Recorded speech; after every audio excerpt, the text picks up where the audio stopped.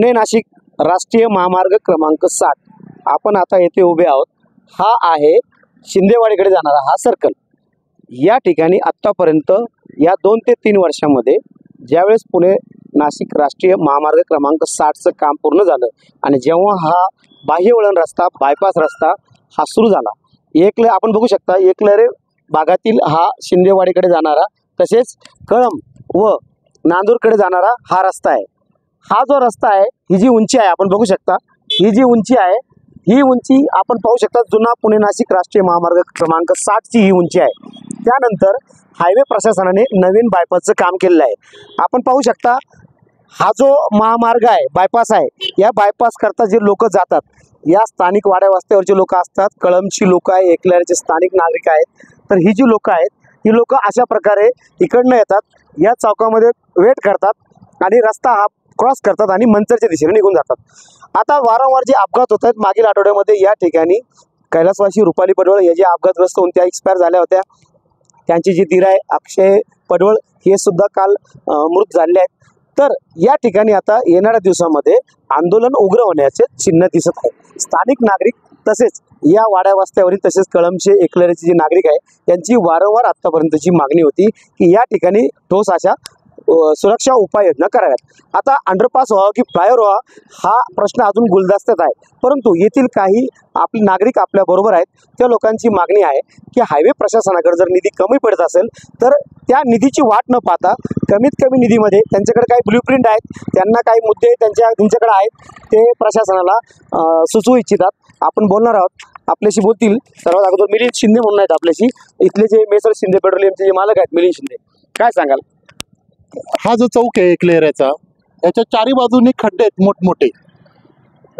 हे बघा खड्डे, या चौकाच्या चारी बाजूनी 4 ठिकाणी असे मोठमोठे खड्डे आहेत।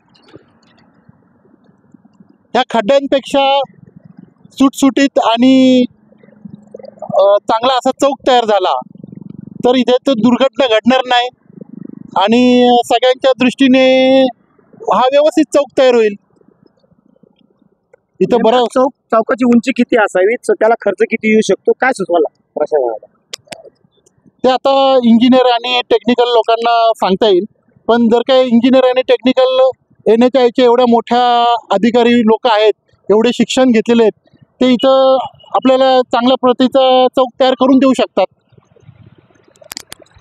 त्यांनी एक ब्लूप्रिंट तयार केली आहे। ज्या स्थानिक लोकांचं म्हणणं असं आहे की जर मोठा प्रोजेक्ट असेल, जास्त निधीची गरज असेल तर केंद्रातून त्याला मान्यता भेटली पाहिजे। स्थानिक आमदार, त्यानंतर स्थानिक जे आपले जे काही खासदार आहेत डॉक्टर अमोल कोल्हे या लोकांनी याच्यामध्ये लक्ष घातलं पाहिजे। त्यांचा पण पत्रव्यवहार बराच वेळा झालेला आहे, त्यांनी पण हे प्रश्न विधानसभेमध्ये लोकसभेमध्ये उचललेले आहेत। या ठिकाणी निलेश इळवे म्हणून जे आहेत, हे नेहमी जे आहे तर अपघात वगैरे झाला त्यावेळेस त्यांनी या ठिकाणी प्रत्यक्ष डोळ्यांनी अपघात बघितलेला आहे। काय संतोष इळवे, 8-7-8 महिन्यापूर्वी सुद्धा असाच एक अपघात झाला होता। एका कारला दुसऱ्या कारने ठोकलं होतं, थोडंच कमी आमचा त्याच्यात जीव गेला असता, आम्ही जर थोडं पुढं आलो असतो तर। तरी हायवे प्रशासनाने कुठल्याही प्रकारे दखल घेतली नव्हती।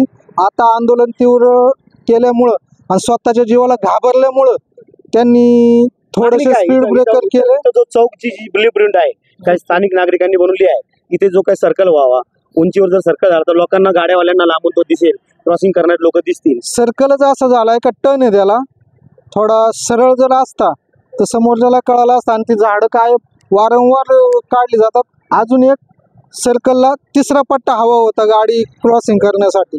डबल क्रॉसिंग आहे, नारायणगावच्या दिशेने जी गाडी येते आणि कळंब मार्गे जी लोक येतात, नारायणगाव आणि कळंबची सामनासामनी एकत्र होतात।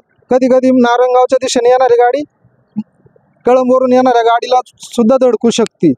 एक अशा प्रकारच्या इथे काही संतप्त प्रतिक्रिया येत आहेत। काही लोकांचं म्हणणं असं आहे की या ठिकाणी जर हायवे प्रशासनाने त्वरित जर लोकांचा संतापाचा उद्रेक कमी करायचा असेल तर त्यांच्याकडे काही सूचना आहेत, त्यांच्याकडे काही ब्लूप्रिंट आहेत। आपल्याबरोबर स्थानिक कार्यकर्ते रोहन कानडे आहेत, त्यांच्या मोबाईलमध्ये एक ब्लूप्रिंट आहे, आपण ती बघणार आहोत। तुम्ही जरा मोबाईलमध्ये ब्लूप्रिंट शो करू शकता।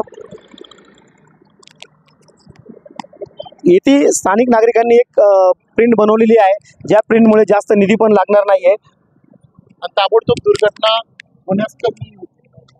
अशा प्रकारची ब्लूप्रिंट आहे।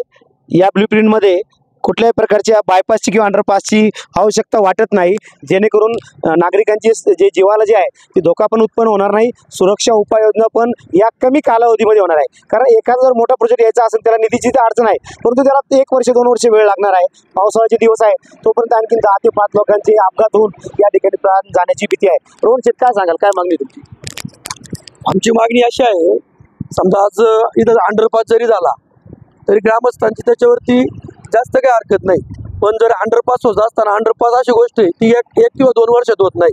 आज आपण नारायणगावचं पाहू शकता की नारायणगावला घटना घडली 4 वर्षापूर्वी, 3 ते 4 वर्षापूर्वी अंडरपासचं काम आज चालू झालं. पण तोपर्यंत तात्विक स्वरूपावरती यांनी सर्कलचं तरी काम चालू केलं पाहिजे. त्यासाठी आम्ही एक छोटीशी ब्ल्यू प्रिंट तयार केली होती की जेणेकरून ह्या भागामध्ये जर सर्कल तयार झाला तर नारायणगाववर येणारे लोक बरोबर सर्कल मारून इकडे जातील, शिंदेवाडीवरची लोक सर्कल मारून कळंबच्या दिशेने जातील किंवा मंचरला जातील किंवा नारायणगावच्या दिशेने जातील. आणि कळंबवर येणाऱ्या लोकांना मंचर असेल किंवा पुन्हा युटर्न घेऊन नारायणगावला जायचं तर सर्कल मारून जाता येईल, जेणेकरून वाहनाचा वेग कमी होईल आणि चौक मोठं झाल्याने सुटसुटीतपणा राहील. आधी तर खड्डे पडलेले, हे खड्डे कशासाठी ठेवले त्याचं पण उत्तर यांनी दिलं पाहिजे रस्त्यावाल्यांनी की बाबा काय रस्ते खड्डे पडलेले, तुम्ही का आजपर्यंत का भरले नाही. आता सर्व्हिस रोडची कामं ज्यावेळेस 2-2, 3-3 लोकांचे जीव जातात त्यावेळेस त्यांनी सर्व्हिस रोडची कामं चालू केली. मिलिंद शेठच्या पंपापुढे आत्ताशी सर्व्हिस रोड चालू केला यांनी, तोपर्यंत यांना विचारा किती लोकांचा अपघात झाला इथं. स्वतः त्यांनी आम्ही उचलून लोक दवाखान्यामध्ये दाखल केली. आज सगळी जवळचीच लोक याच्यामध्ये जातात. चास असेल, माळुंग असेल, नांदूर असेल, विठ्ठलवाडी असेल, कळंब असेल, एकलेरी असेल, ही सर्व स्थानिक नागरिकांनाच हा त्रास होत आहे. त्यामुळे तारखेला तुमची काय भूमिका असणार, जे काही आंदोलन होणार आहे या ठिकाणी, जे जे 2 मृत्यू झालेत पडवळांच्या घरातले, तर फार मोठी दुःखद घटना आहे. आणि एक पोस्ट व्हायरल होतीये, त्या पोस्टमध्ये असं म्हणलं एकच ध्यास आणि अंडरपास, तर याच्यावर तुमचं काय म्हणणं आहे? ठीक आहे, अंडरपास होऊ नये असं किंवा त्याला विरोध आहे आमचा, असं काय आमचं म्हणणं नाही. पण त्या घटनेला किंवा ती गोष्ट काढायला भरपूर मंजुऱ्या लागतात, प्रशासनाची कामं आम्ही देखील पाहिजे. पण तोपर्यंत आपण काय करायचं, ग्रामस्थांनी काय करायचं, अजून कोणाच्या जीव जायची वाट पाहिजे का? अंडरपास होण्यापेक्षा तो ज्या दिवशी होईल त्या दिवशी होईल, पण तोपर्यंत यांनी सर्कलचं प्रोव्हिजन करायची. त्याच्यात जर यांना अपघाताचं प्रमाण कमी वाटलं तर पुढचा निर्णय प्रशासन किंवा हे रस्त्यावाले घेतील, ग्रामस्थ पुन्हा त्याच्याबद्दल काहीतरी प्रतिक्रिया देतील.